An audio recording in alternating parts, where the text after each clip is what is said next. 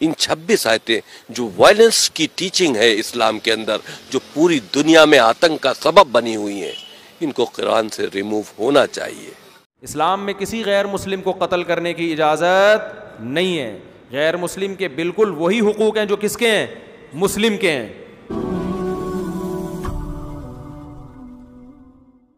India میں کچھ روز قبل ایک شخص قرآن میں چینجنگ کا بول رہا تھا۔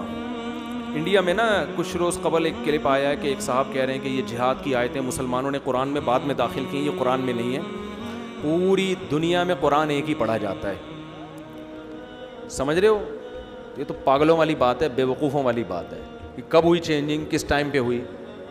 ایسا تھوڑی کہ پوری تراویح تو حضرت عمر نے 20 رکعت تراویح شروع کروائی تھی، اس وقت سے لے کے اب تک تراویحوں میں قرآن پڑھا جا رہا ہے۔ تو کہیں چینجنگ ہوئی ہوتی تو تراویحوں میں چینج ہوتا تو پیچھے سے لقمہ دیا جاتا نا حافظ لوگ۔ باقی اسلام جس جہاد کی بات کرتا ہے، آپ جو دہشت گردی کی بات کرتے ہو اس کا اس جہاد سے کوئی تعلق نہیں ہے۔ اسلام میں کسی غیر مسلم کو قتل کرنے کی اجازت نہیں ہے۔ غیر مسلم کے بالکل وہی حقوق ہیں جو کس کے ہیں؟ مسلم کے ہیں۔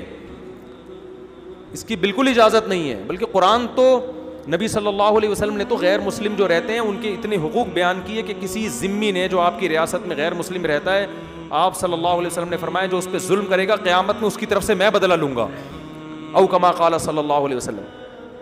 تو یہ چاہتے ہیں کہ جہاد نکال دیں تاکہ ابھی نندن اگر وہاں سے آئے تو ہمارا پائلٹ اڑے ہی نہیں۔ یہ جو اسلام میں قرآن میں جہاد ہے نا، یہ ہے کہ اگر ابھی نندن، میں ابھی نندن کی عزت کرتا ہوں کیونکہ اس نے ہماری آرمی کی بھی تعریف کی اور پاکستان کی بھی، ایک کردار کے طور پر میں اس کا نام لے رہا ہوں۔ یہ لوگ چاہتے ہیں قرآن سے جہاد نکالو تاکہ ابھی نندن جیسا کوئی جب جہاز لے کے اڑے اور ہمارے ملک پہ حملہ کرنے کے لیے آئے تو ہمیں موٹیویشن کے لیے قرآن میں کچھ بھی نہ ملے، ہمیں قرآن میں یہ ملے کہ اگر کوئی شخص تم پہ جہاز لے کے حملہ کرتا ہے تو اس کے لیے رات کو تہجد میں اٹھ کے دعائیں مانگو۔ یہ چاہتے ہیں کہ ہم ایسے ہو جائیں۔ تو بھائی ہمیں تو موٹیویشن کہاں سے ملے گی؟ قرآن سے۔ اللہ نے کہا اعدوا لہم ما استطعتم من قوہ، کسی بھی وقت ابھی نندن دوبارہ آ سکتا ہے، پہلے سے اپنے جہاز تیار رکھو۔ یہ اس آیت کا اصل مطلب ہے کہ قوت جمع کر کے رکھو۔ یہ نہیں کہ خام خامے پنگا لینے کا اسلام حکم نہیں دیتا، وہ بھی انسان ہے، ان کو بھی زندہ رہنے کا حق ہے۔ خام خواہ کی نہیں ہے کہ بلا وجہ دنیا میں فساد مچانا شروع کر دو، لیکن قرآن ہمیں جہاد کا حکم دیتا ہے۔ گھوڑے بھی باندھو، استبل بھی بناؤ، ٹریننگ بھی لو۔ نبی نے فرمایا جس نے تیر چلانا سیکھا اور بھول گیا ہم میں سے نہیں ہے۔ سمجھتے ہو؟ وجہ اس کی ہے کہ اسلام کو پتا تھا کہ ابھی نندن آتا رہے گا، تو ہمارے پائلٹ بھی ان آیتوں کو پڑھ پڑھ کے اڑتے رہیں گے اور چائے کے ہوٹل بھی چلتے رہیں گے، دودھ پتی کے مزے بھی آتے رہیں گے۔ تو یہ اسی وجہ سے ہے قرآن میں ہمیں موٹیویشن ملتی ہے، اپنے ملک کا دفاع کرنا ہے تو یہ ہمیں تو یہ تو چاہیے نا۔ اور یہ صرف اس سے مسلمان کو نہیں موٹیویشن ملتی، اسلام میں جہاد کا تصور کیا ہے؟ ظالم کے خلاف، مظلوم کی مدد کے لیے، ظالم کے خلاف۔ یہ تو دنیا میں امریکہ بھی یہی کہتا ہے، جاپان بھی یہی کہتا ہے کہ مظلوم کی مدد کرو، کس کے خلاف؟ ظالم کے خلاف۔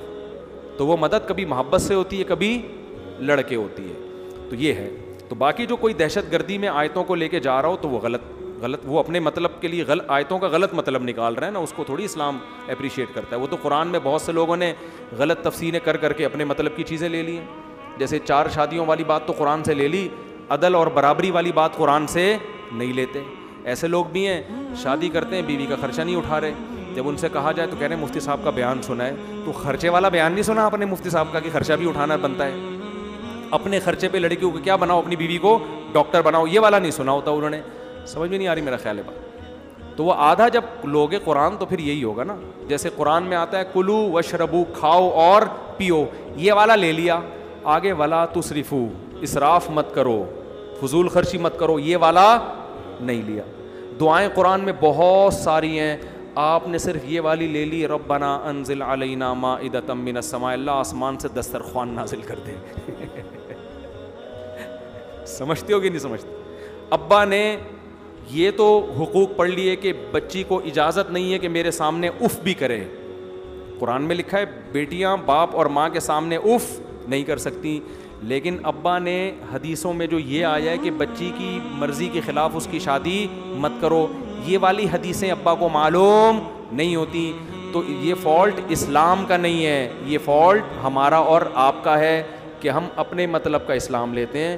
تو اسی طرح اسلام میں جو جہاد کی آیتیں ہیں اس میں مقصد مظلوم کی مدد ہے، لیکن اگر کوئی ان آیتوں کی غلط تشریح کر کے دنیا میں دہشت گردی پھیلاتا ہے، فساد پھیلاتا ہے، تو یہ نہ قرآن کا قصور ہے نہ اسلام کا قصور ہے، بلکہ یہ اس شخص کا قصور ہے جو قرآن کی آیتوں کو غلط مطلب میں لے کے جا رہا ہے، آدھی آیتیں لے رہا ہے آدھی نہیں لے رہا۔ سمجھتے ہو کہ نہیں سمجھتے؟ اللہ عمل کی توفیق عطا فرمائے۔ اللہ اللہ اللہ اللہ اللہ